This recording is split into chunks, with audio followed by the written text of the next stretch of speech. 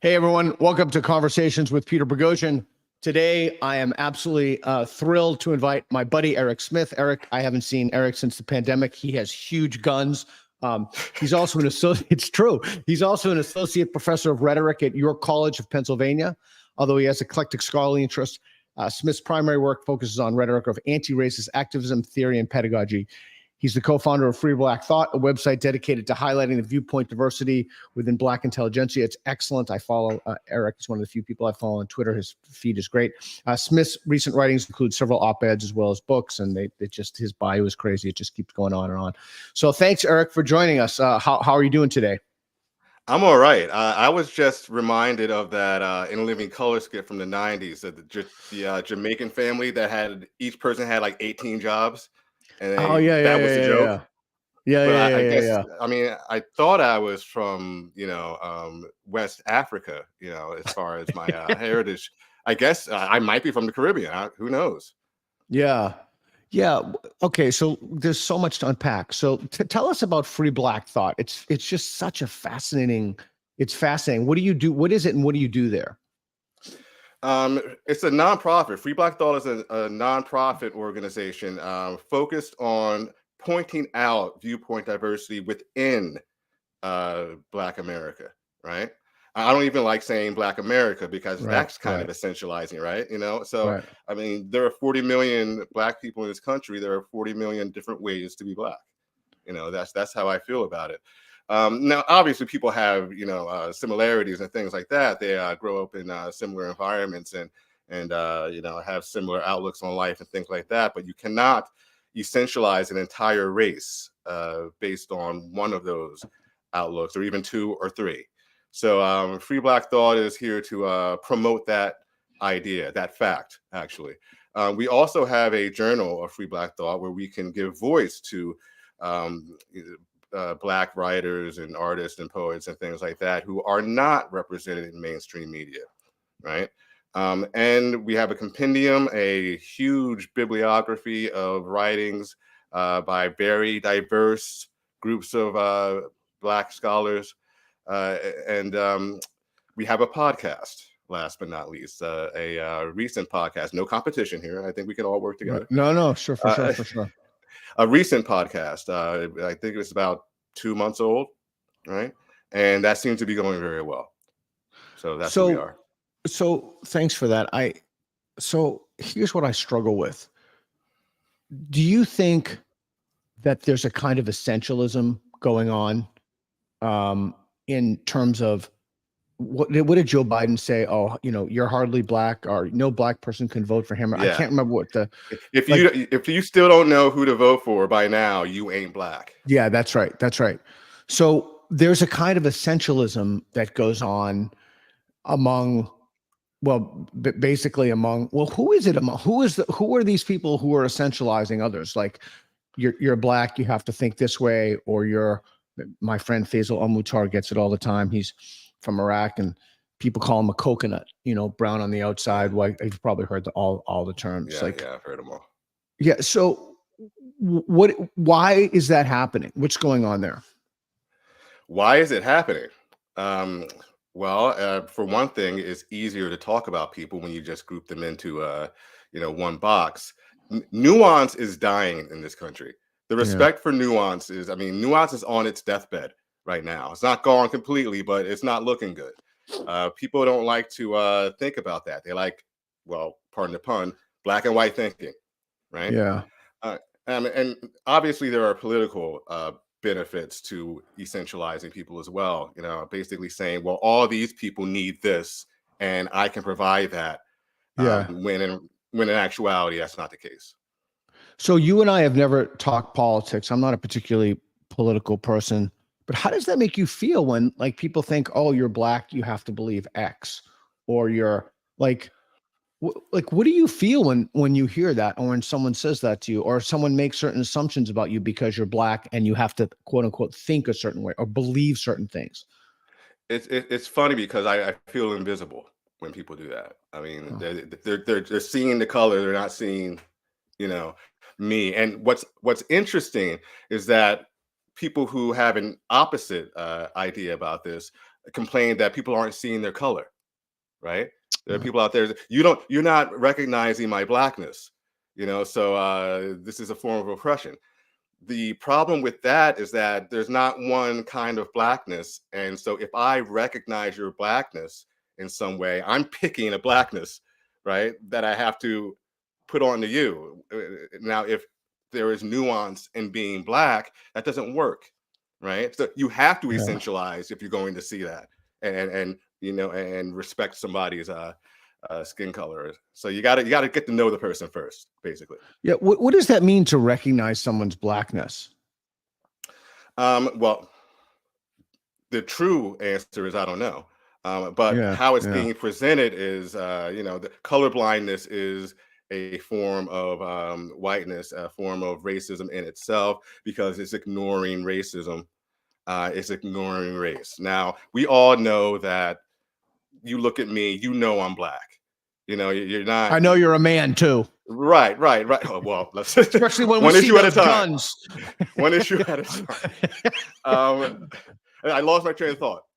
Sorry. Oh, yes. Okay, so people, color blindness. You're not seeing my skin color. You're not seeing race. You're not seeing racism. That's color blindness, means that you're not, whether you like me or not, doesn't depend on my race. That's all it meant. That's all it means. But it's being put out there for people who are like, my identity as a black person is important to me.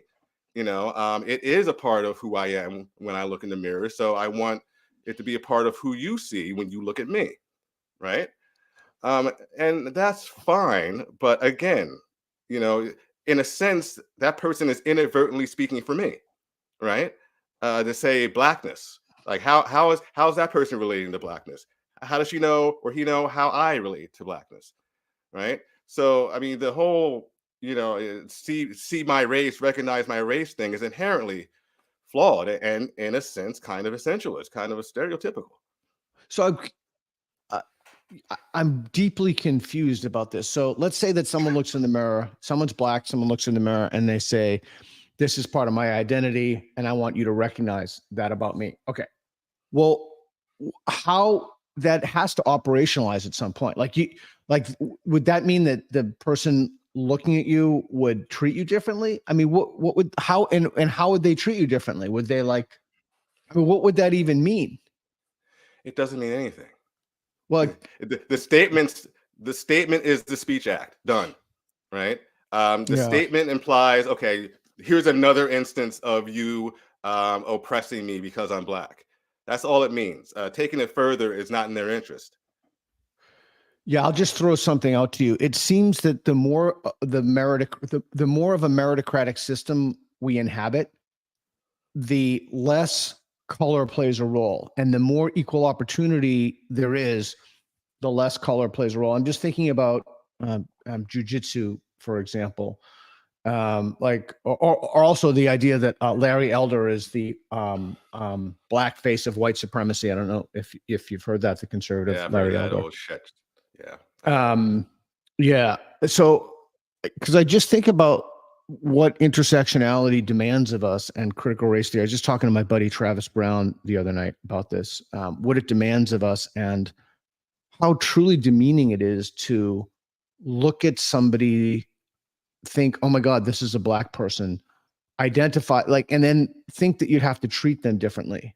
I was just thinking about jujitsu. When you're rolling with someone, you don't think, oh, wow, this black guy tapped me out, or I'm rolling with the black guy. No, it's like someone's trying to choke you out. It's the least rate, but that's because it's a purely meritocratic system, right? That's also one of the reasons I think that the wokies don't like the idea of meritocracy, because it takes some work out. But yeah, that was just some musings.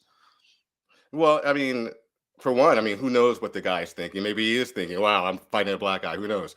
But the point is, what's the response to that? Now that I know that this person is black, what do I do?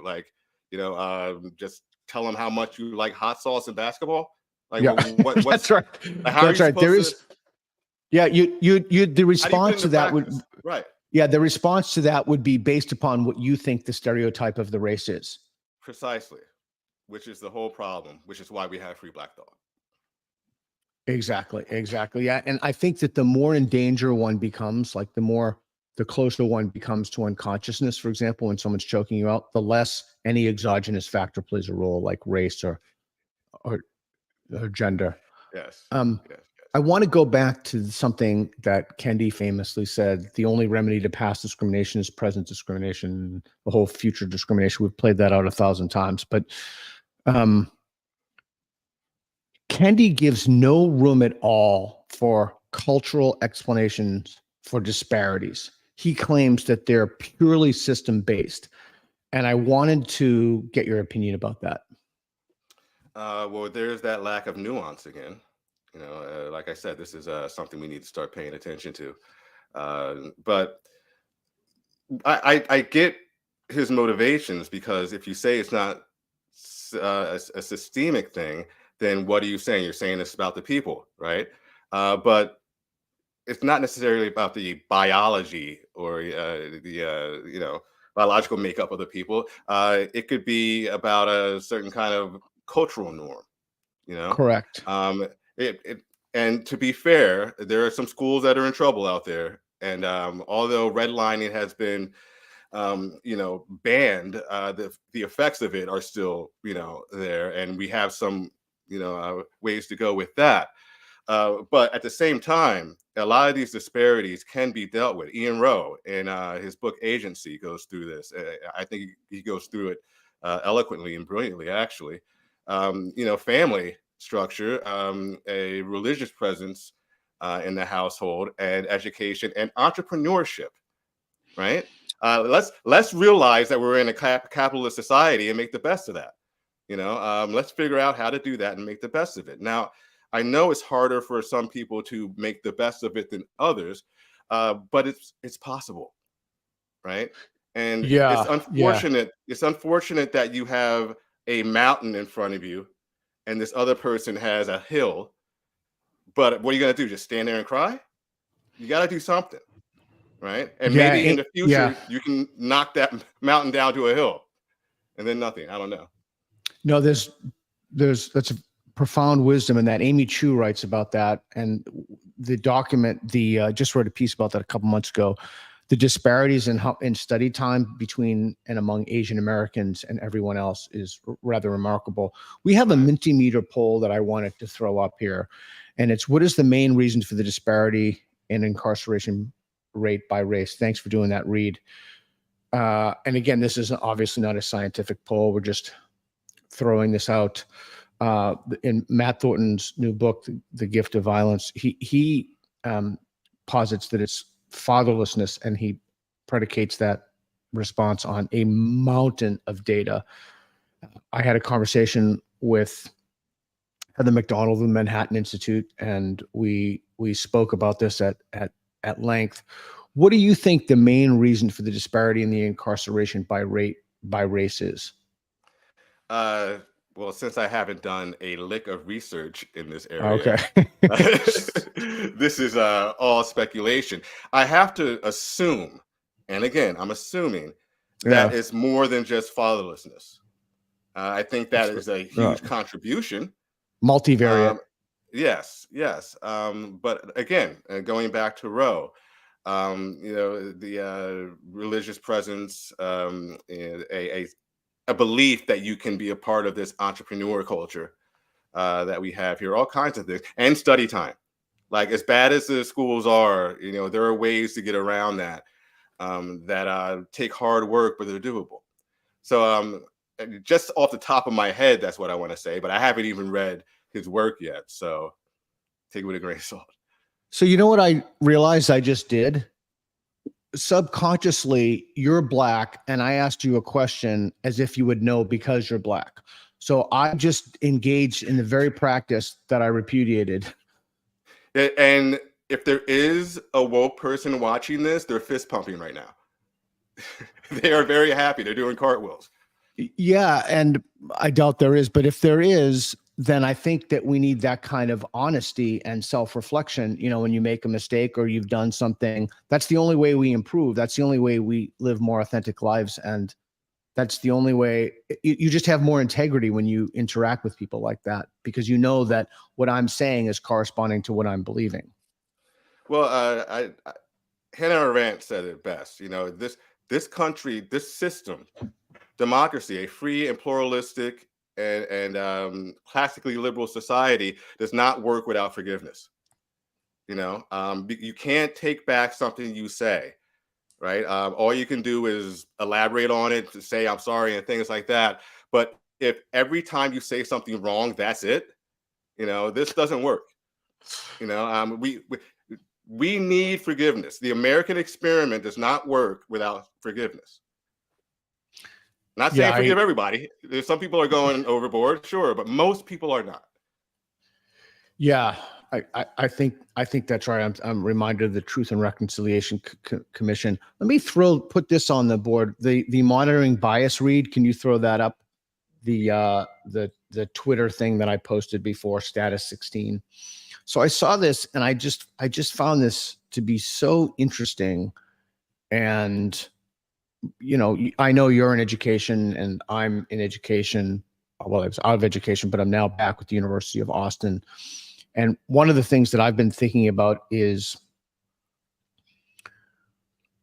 well, I've been thinking about a lot of things with regard to education, standardized tests. I just talked to James Lindsay the other day when we had, you remember, obviously, Jim, when we had dinner with him, and he was telling me that education rates are down, enrollment rates are down at universities across the country. I personally think that that's a good thing, but let's take a look at this. If Harvard admitted only students from the top 10 of its applicants, Asian share would rise from 24.9% to 51.7%. I quote tweeted that, and thanks, Reed.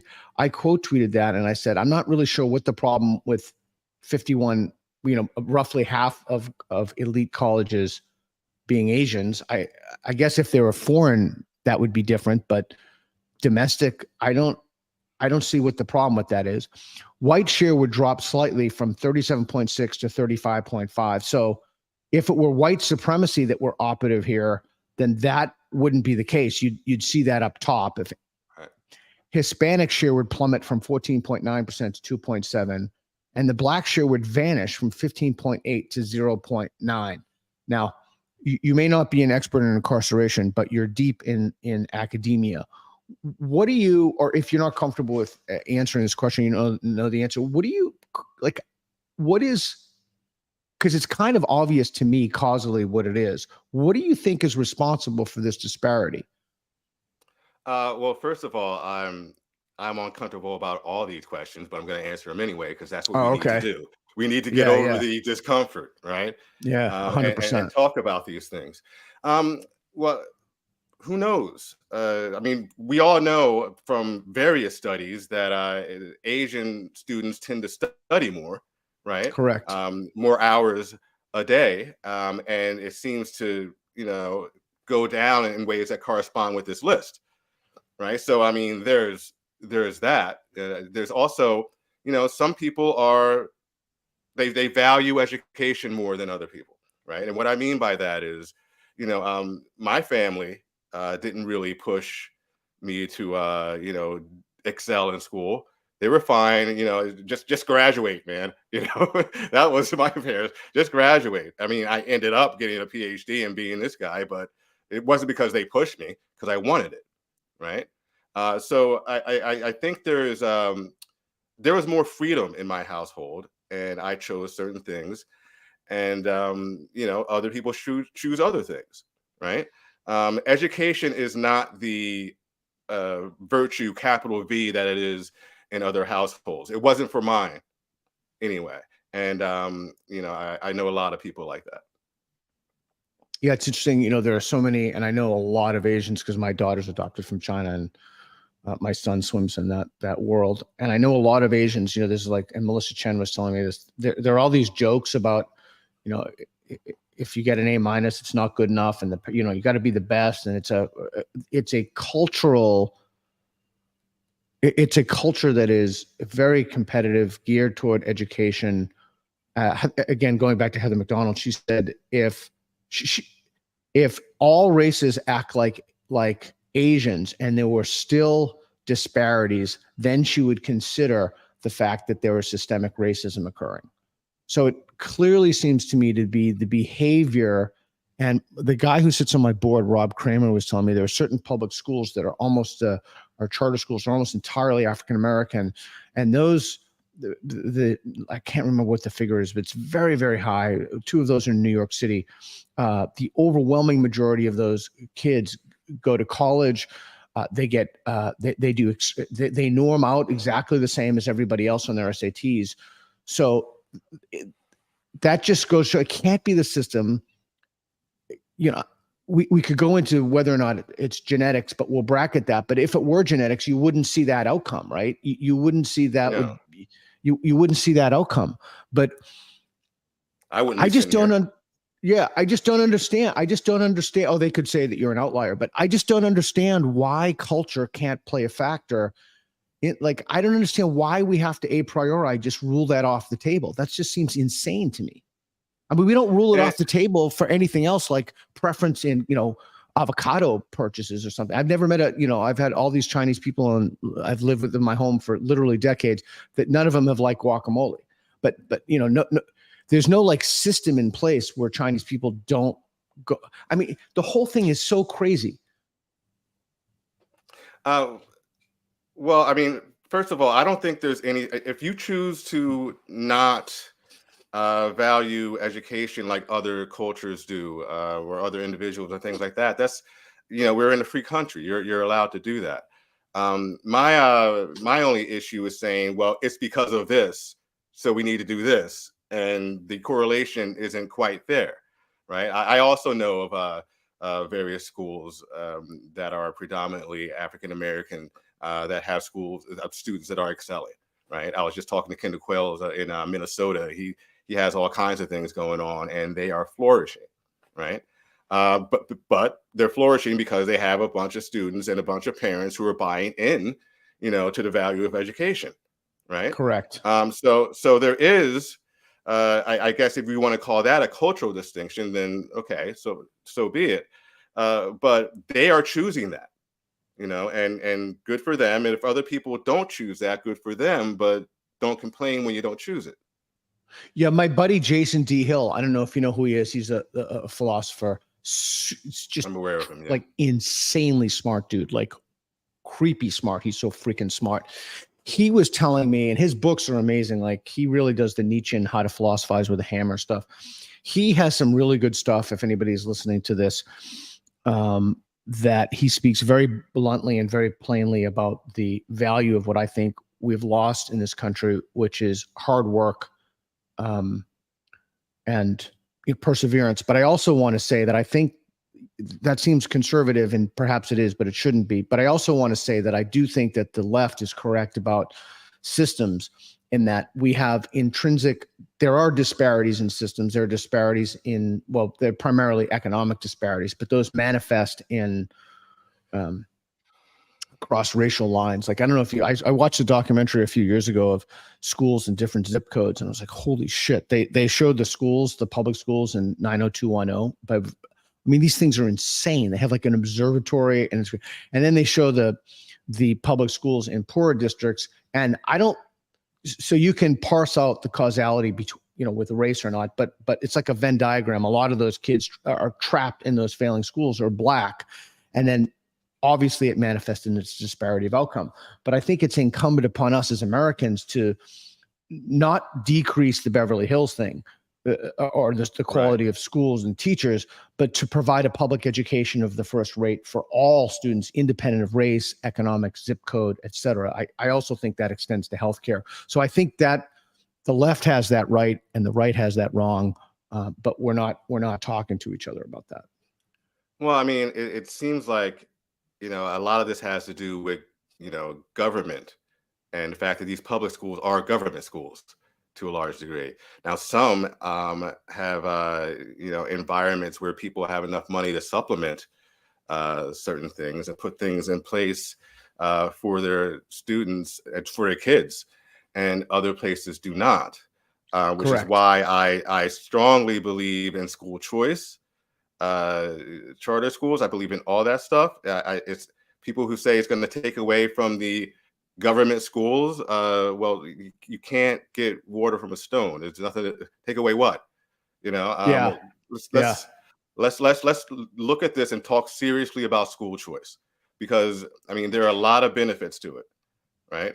You can get out of this situation into that situation and graduate and go off to college and make your family situation better, and that should be a primary goal, right? And if school choice is helping do that, then let's do it. I agree, and we can go down that. We can explore that. The number one predictor of SAT scores is zip code. You tell me someone's zip code, and we can map that on to. We can make very good guesses to that. So let's bracket the school choice thing for a second. And so one of the things I do, I don't know if you've seen these videos, but I go around the world and I ask people different questions. Actually, Reed and I do, and we've been all around the world to different places. I want to show you a video, and I want to get your take on this video. This is in Puerto Rico, and I'm genuinely curious as to what you think. All right, Reed. This is a good time to record. The U.S. is systemically racist, but before I do that, how do you define systemically racist? White privilege. How do you define systemically racist? I define it as not for all systems, not allowing equality. Not allowing equality. Not treating one as equal as another person. What do you mean? One race? Yeah, one race as equal. Okay. How do you define it? A system that is designed for a specific race or ethnicity to fail in life. A system that is designed for a system that, sorry? A system that's designed for a specific race or ethnicity to fail in life. Thank you. The U.S. is designed to privilege white people. 5, 4, 3, 2, 1, move. Okay. You strongly agree. Tell us why you strongly agree. Because Tell him over there. well, I strongly agree that U.S. is designed to privilege You white can people. move at any time as long as you commit to one. Okay. I just feel like if we go through like what we've gone through the last couple years, especially in the U.S. with the black people us getting shot by the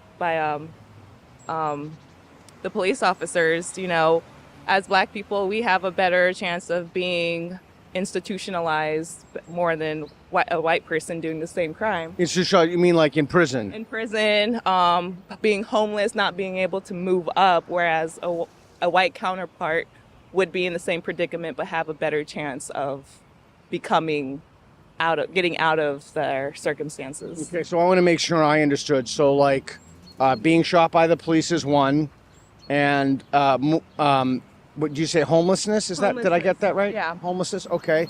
So Let's pause here, why Reed. do you believe that?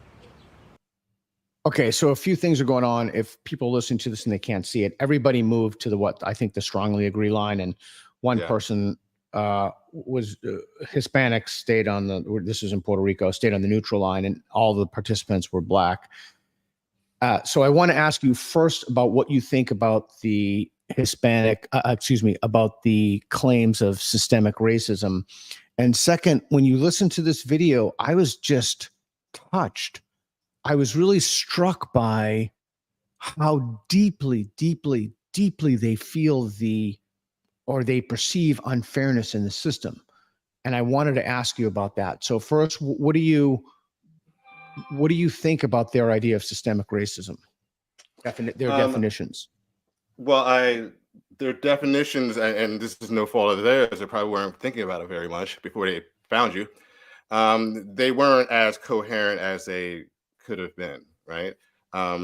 Systemic racism is about how, there are policies out there that have a disparity of influences based on race, and we need to do something about that. Well, I talked about, government schools.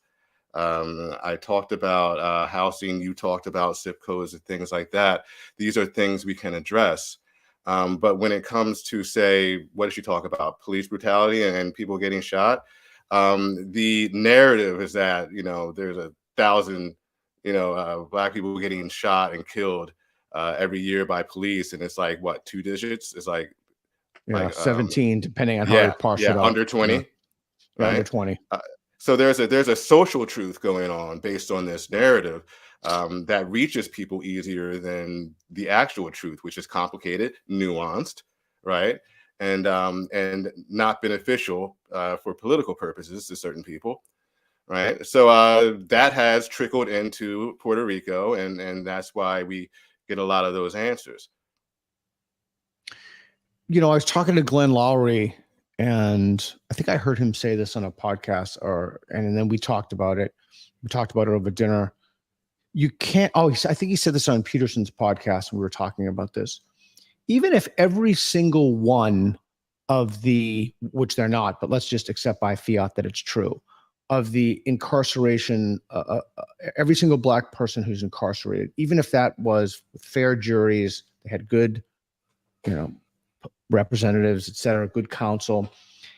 You just simply cannot sustain a society in which you have so many people of one particular race in prison.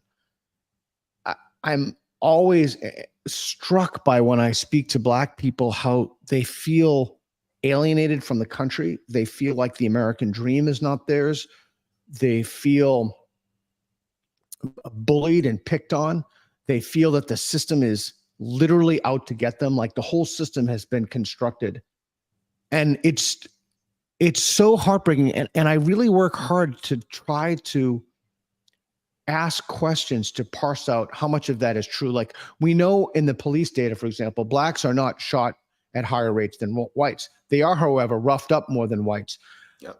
What's interesting, if you drill down on that data, they're also roughed up more than whites by Black police officers. So I found that to be interesting. But the larger point is, I guess the larger point is, it's just so heartbreaking. Like, we cannot have a society, we should not have a society in which members of the society feel that they are targeted because of their race and treated unfairly. And what do you think? First of all, do you think that that's true? And second of all, what do you think can be done about it? And I'm not asking you necessarily because you're Black. I'm asking you because you're a smart guy, you're an honest guy, and you're forthright in your speech. And I'm trying to I increasingly use these conversations to help me work out ideas. What do we do about that? Well, first of all, I mean, there are places with people in them that have little faith in the competence of Black people. Those places still exist. They're fewer and farther between than they have been, but they're around. So I don't want to dismiss other people's experiences regarding that. My experiences to some degree regarding that. But again, we go back to the idea of this social truth, as opposed to the truth, the statistical truth anyway. And also, if your family can afford a good lawyer and the other person can't, then there's something there as well, right? Correct. So we have to start thinking about that too, or think about it. Many people have been thinking about it for quite some time. But overall, as far as the idea that there's no hope for you, that the system was made to hold you down, right? I think that's a level of mass paranoia that needs to be dealt with as well.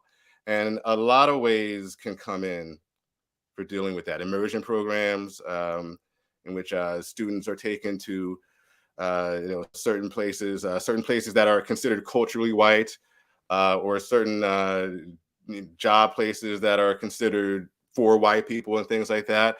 And they realize, oh, wait, I can do this. What's the big deal? Just getting people out of their, confines and out to the world to see for themselves that there are possibilities, right? A lot of this is, it's coming from people who haven't The most fearful Black people I know regarding white people are the ones who know them the least, right? Like, yeah, that's been the case for me anyway. For years, I've noticed that, right? The people who grew up in, you know, a predominantly Black environment their entire life, don't know very many white people. They're the ones that are like, they're all against us, right? The Black people who've known white people since they were kids, you know, they grew up in a diverse neighborhood or even a predominantly white one, they are much less like that. They're not, you know, completely, you know, okay with, oh, I never experienced racism. Nobody says that, right? But they do understand that, you know, white people are people, right? I understood it at a very young age that White people are people. Yeah, right. Well, as opposed to demons or something like that, as opposed to this, you know, this larger than life entity that is made to hold you down. I mean, I realized that at a very young age. I'm sitting in third grade and I look to my left and the kid's eating paint. I'm like, he's superior to me. I don't, you know, I don't understand that, right? So I got it then because I was around white people, right? And if you're not, you don't see that for yourself. So, you know, immersion, stepping into these other places, and seeing for yourself, I think could go a long way. Yeah, it kind of reminds me of the number one reason, well, at least a decade ago, at least I read the study that people would accept homosexuality or do is if they know someone who's gay. I want to go back to something you said about, so you've experienced in your life that people think, oh, he's Black, therefore he's not competent or something like that. Like, could you unpack that for me, what you started by saying? Well, it is that simple. You know, he's Black, therefore he's, you know, my stereotype of Black people is that they're not competent, that they're not intelligent, right? So he must not, or they know damn well I'm intelligent and don't like it, so they say stuff like that. You know, so in those cases, that is actual racism, as opposed to they think that you earned your PhD or your position at you're at the Cato Institute or something, right? Is that where you are? Yeah. Cato. Yeah. They think that you're like a diversity hire as opposed to like a guy who earned it. So like, so there are two things going on there. One, it could be actually the system, in which case they don't trust your competency. But the other one is genuine racism. They judge you according to the stereotype of your race. Yes. And regarding the competency thing, I mean, I hate to toot my own horn here, but there's more than enough proof that, you know, I'm not a diversity hire. Yeah. You know, I've written enough, I've said enough. You know, you may not agree with me, but you can't look at me and say, well, this guy's incompetent. That would be a level of incompetence on your part. Right. So you're exactly the kind of guy that these programs hurt, because you're super smart, you're competent, you're well published, you're very well accomplished, and people will question you because of a policy, right? I mean, that just, I'm being just super blunt, like that must sting. I mean, that must be just so hurtful. Nah. Really? Yeah, I'm like, oh, you think that? You're an idiot. I mean, I can prove in 5 seconds that that's not the case, right? I don't let it get to me, and that's another thing. Such a resilient attitude, yeah. Well, I mean, you kind of have to be, you know, and you know, there are a lot of people out there who will hear something, you know, something stupid and crumble, right? And I'm like, really? You know, somebody called you the N-word in traffic, and he's a jerk. Right? I'm going to a great job and he's going, you know, who knows, you know, and to a bar or something. That's the way he looked. So, you know, it doesn't, who cares what that person thinks of you? Now, if you truly think the system is against you, then that's another thing. But if a random person says something stupid or assumes something stupid, I know he's wrong. And that's all that needs to happen. And yeah, people who know me know he's wrong. Yeah. You know, and people who read my stuff know he's wrong, and done. I don't care about him. It's on them. It's not on you, right? It's on them for being an asshole or just being ignorant. It's not on you. Oh, we can curse. I forgot. We can say anything you want. Yeah, fucking assholes. Right. Totally. Yeah, they can kiss my ass. Yeah, good. Yeah, I think that's a much better posture to have than, oh, woe is me, I'm crumbling. Whoa. And I've often wondered, like, what would happen? We did this video of these social workers came off from a rooftop, and these people are completely deranged. Oh, there it is, the bingo again. Every time I say deranged, it's my favorite word. Well, as I told him, since 2017, it's the most appropriate word to use. And I often wondered, like, what would happen to us if something real happened? Like, if there was an actual catastrophe. I think we've just suck the resilience out of us. Luke Kianoff and Haidt talk about that in The Coddling of the American Mind. I just want to go back and play a little more of that video, if it's okay. So Reed, if you could pull up that video. I want to get Eric's opinion about some of what follows. Believe it? Yeah. Most likely because we built this country for free, and we still haven't gotten the respect or Tell him so he can hear too. Tell them. Well, just because I want them to hear, because they might have to respond to what you say. I feel like we did so much work for this country over the last 400. We being black people. Right. We built this country for free. Nobody paid my mother, grandmother, nobody for picking cotton and doing all the work that benefits y'all. And now we still getting treated like shit. And this is pretty much our country like it is y'all's. But it's like we're foreigners still. It's like we don't get the respect we deserve. And we're African American, and we did all the work for free.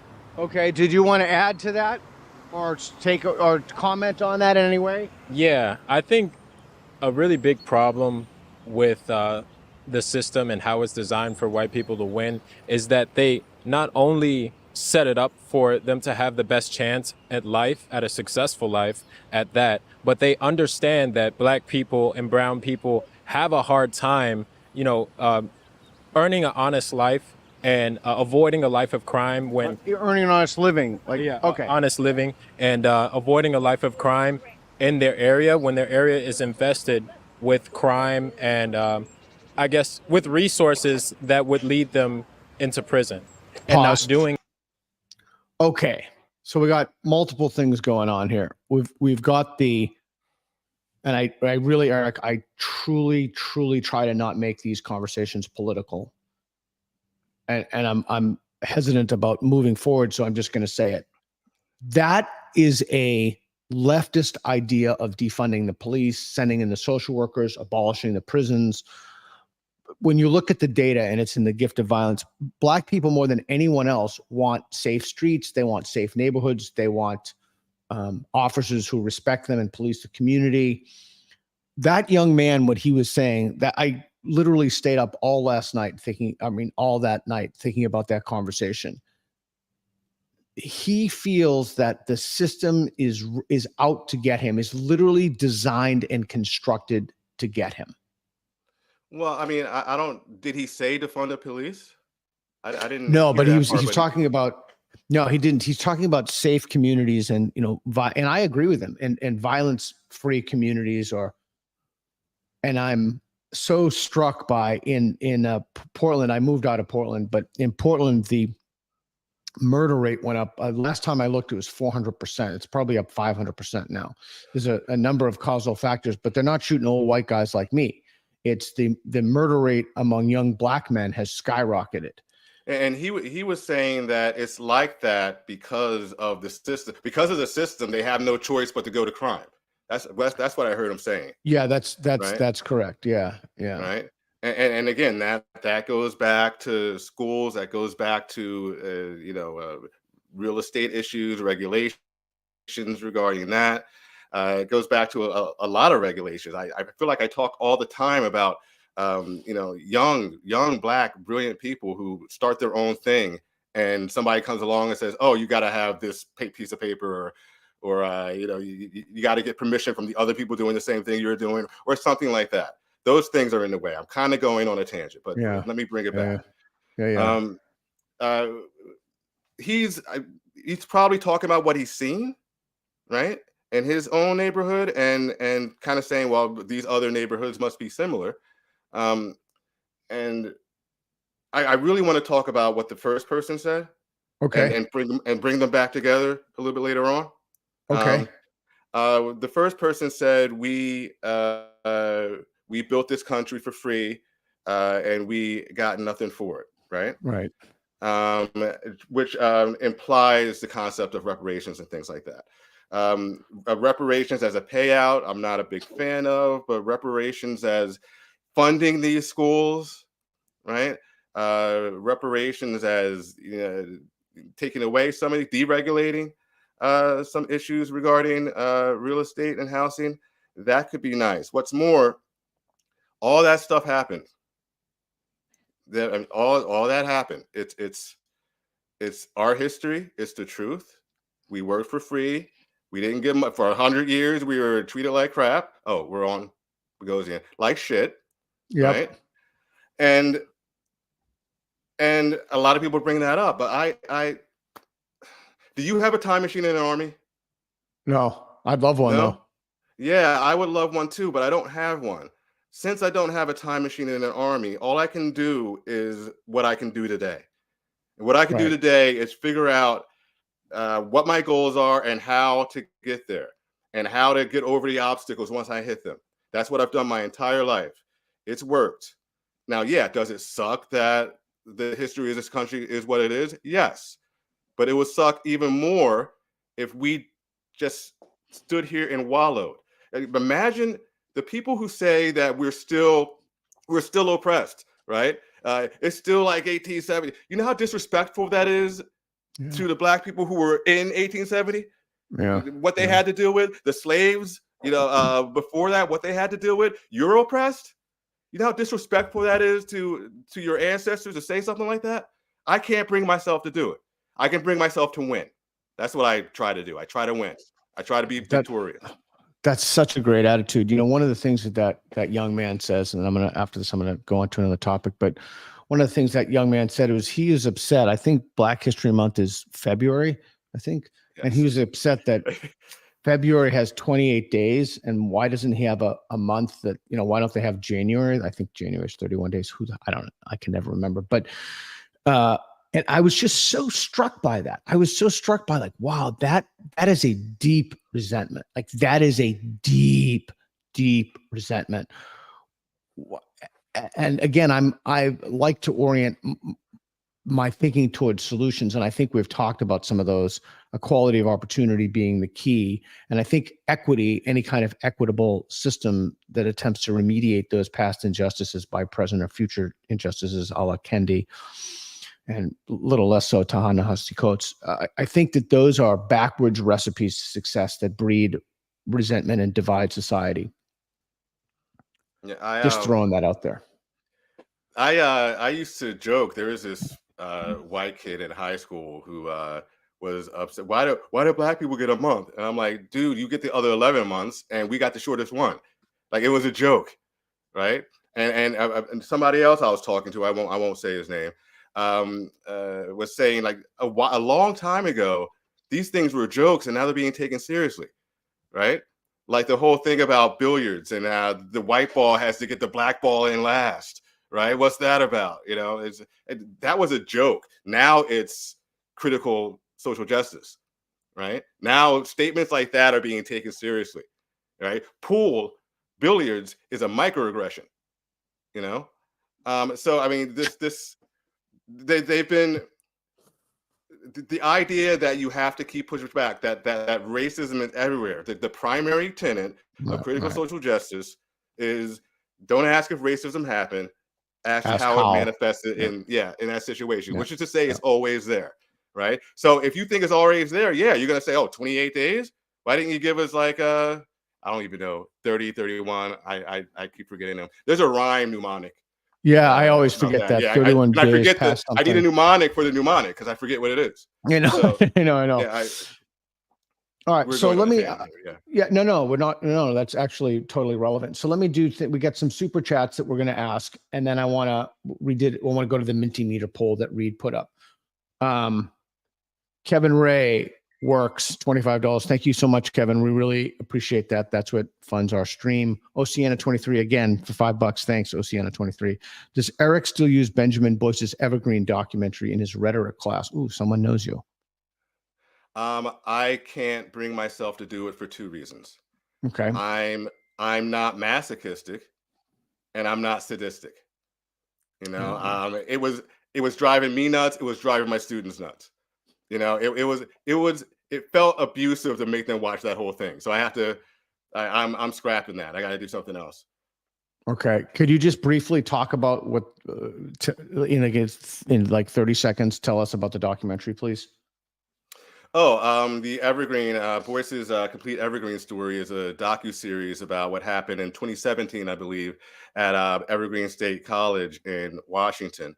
There was an incident involving a professor who, basically wrote something that was in line with classical liberal values, right? You don't group people into races and have them do certain things based on that, right? And although it wasn't mandatory, it was mandatory, de facto. In fact, one of the professors said that there were several people, requiring students to do this. He said something about it, and that was the most racist thing that could ever happen.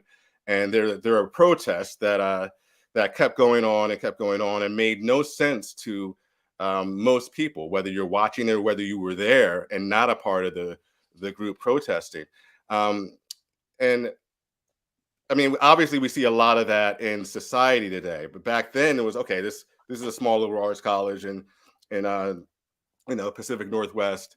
Fine, that's just it's a one-off. Now we're seeing it in other places. We're seeing it in institutions, other schools, and things like that. This overreaction, this lens of critical social justice that people are looking through, right? And seeing racism everywhere, because that's what the ideology says. It is everywhere. You're just missing it. Yeah. Right? And if you're missing it, you got to work on that.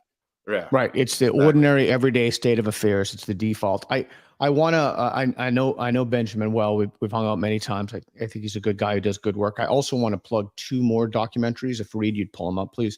I want to plug the Reformers documentary. Mike Nana is absolutely fantastic. NAYNA, and it's about the grievance studies, among other things.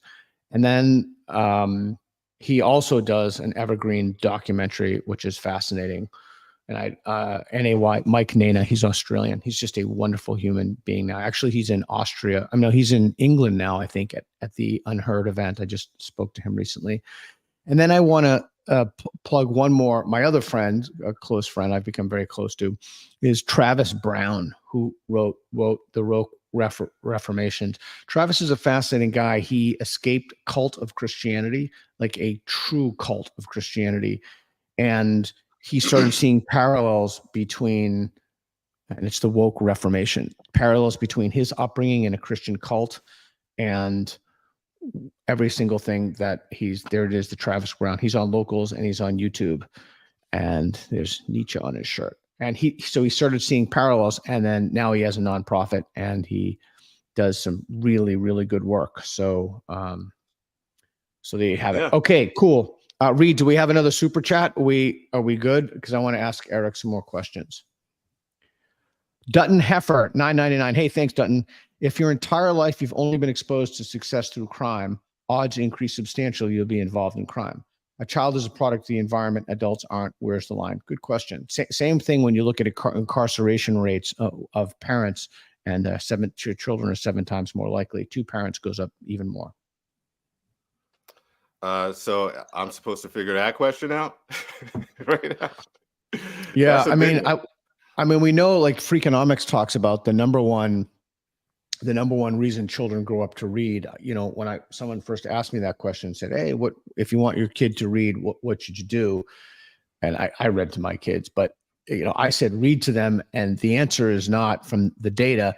It's that they should see you read. Same thing with smoking. It's like, don't tell them not to smoke. You don't smoke. So it's kind of a pro-social modeling behavior, I think, is operative in that. Yes. Yeah, representation is a big deal, and I think it's accurate when you talk about children. Representation matters, they say. Seeing Black people who look like your parents or are your parents doing certain things will encourage you to do certain things, even if inadvertently. If you're 30 and you need representation, that's a problem. But if you're a kid, I think it makes sense.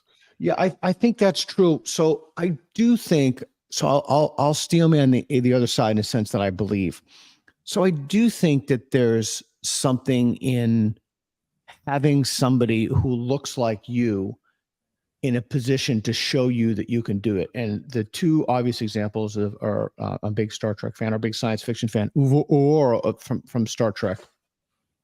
You know, that was a big deal, and she recounts some really interesting testimony with Martin Luther King.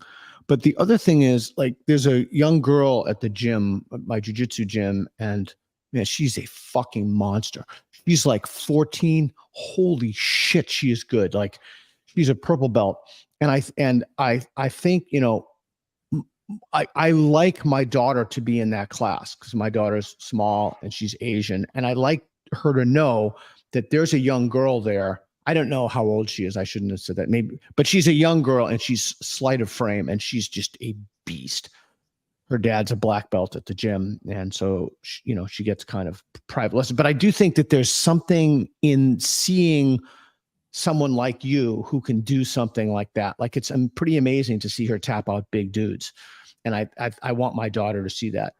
Okay, cool. We got a couple more. Yeah, I agree too. Well, obviously I agree. It's my point. All right, we got a couple more. We got a couple more super chats. JL Benedicta, $10. Hey, thanks. Again, the channel is supported by your donation, so thanks.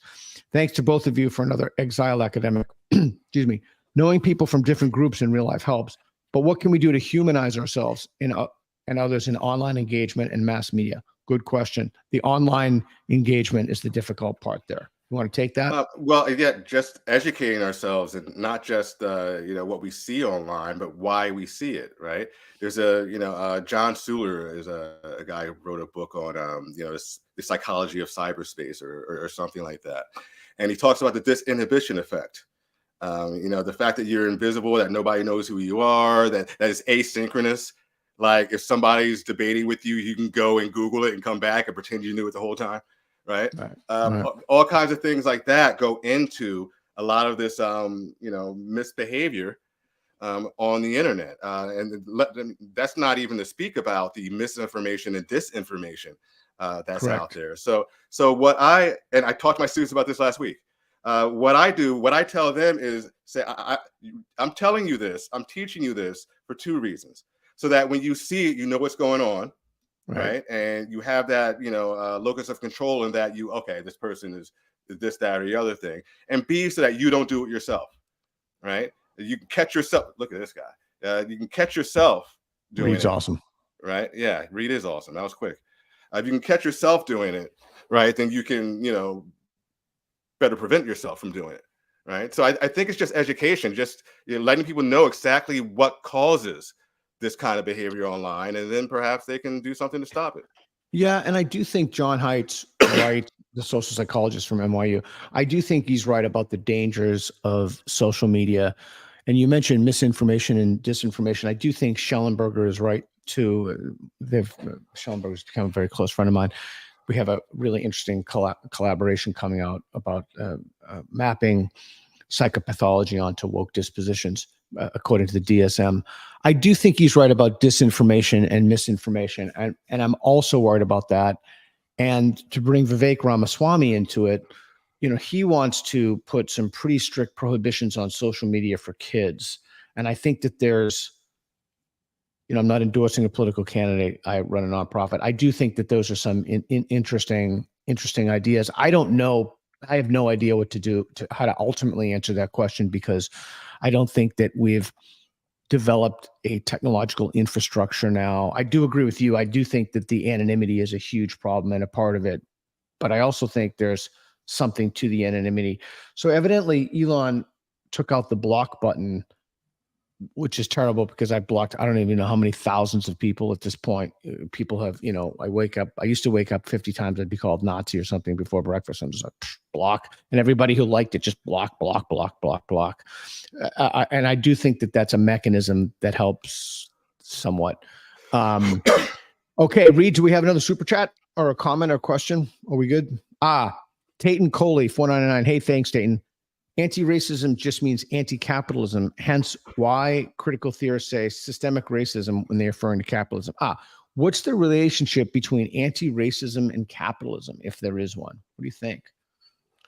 Well, this book, Toward an Anti-Capitalist Composition, is from an author in my field who is saying he wants an anti-capitalist pedagogy of writing, right? Oh, wow. I haven't read the Wow. book yet.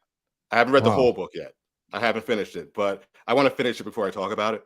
But yeah, that's basically the idea behind it.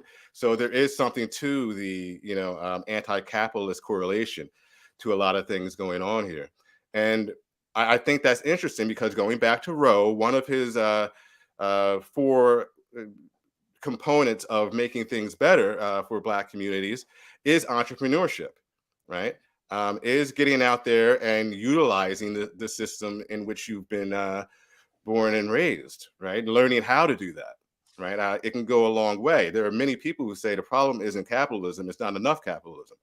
I don't want to have a conversation about that right now, but the point is, if you can feel comfortable in this kind of system, then great. But if you don't feel comfortable about the system and somebody tells you about critical social justice, well, okay, that's making me uncomfortable. There must be a racist element to this, right? And then you talk about the socioeconomics and the overrepresentation of minorities in certain tax brackets, and so I mean and that doesn't help at all. But as we were talking about earlier, there's more than just one component to what's going on with all this, and there is agency. And there's agency. That's such a bizarre notion of decoupling capitalism and having a pedagogy for writing about it. If I had more time, I would love to look at the argument, or at the very least, look at a summary. Let me know. Just shoot me a text or something. Let me know what he argues. It seems like, God, it just seems like. But anyway, all right, cool.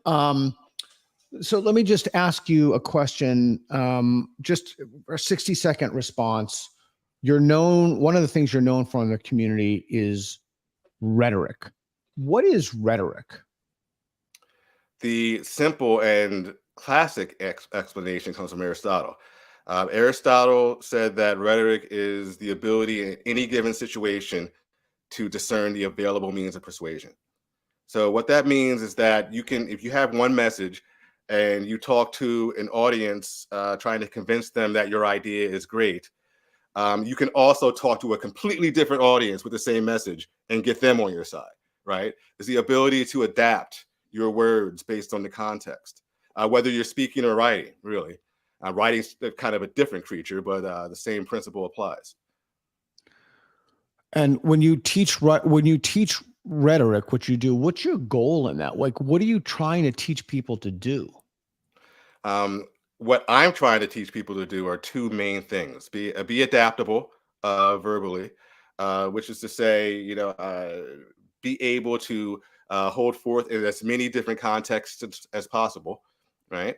So that adaptability, you'll go a long way. You go farther than somebody who doesn't have that communicative adaptability, right? Who can only talk to a certain group of people, right? You're going to go farther than that guy. The other thing, the other reason I teach this, and I just sent something to Persuasion magazine, Discourse magazine about this. Defensive confidence.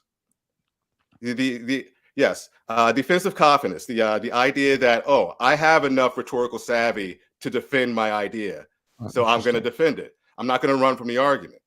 People don't run from arguments; they run from losing arguments, right?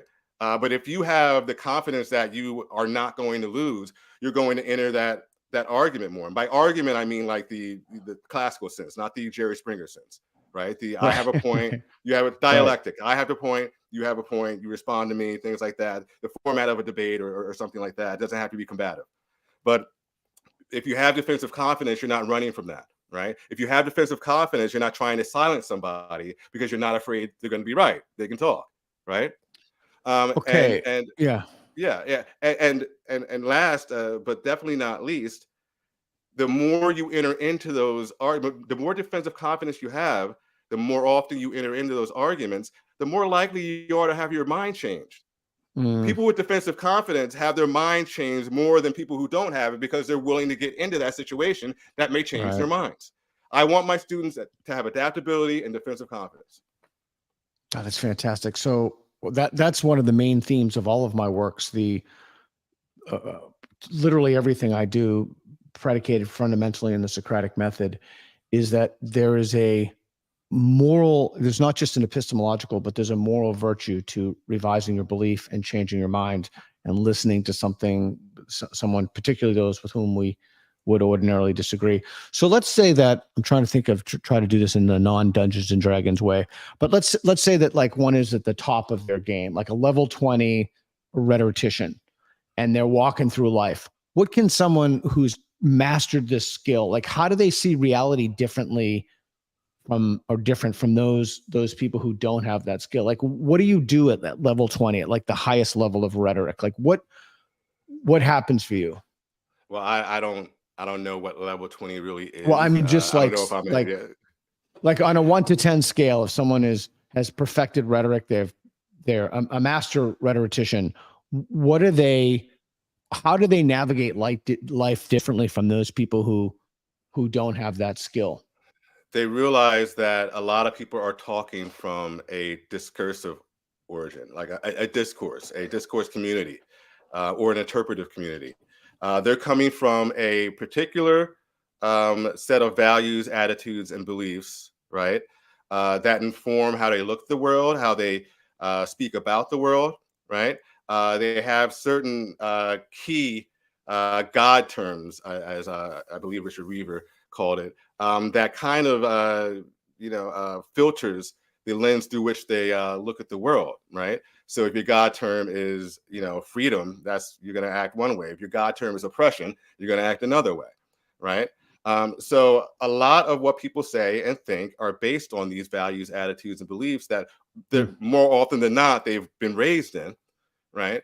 And they're speaking from that. Understanding that, as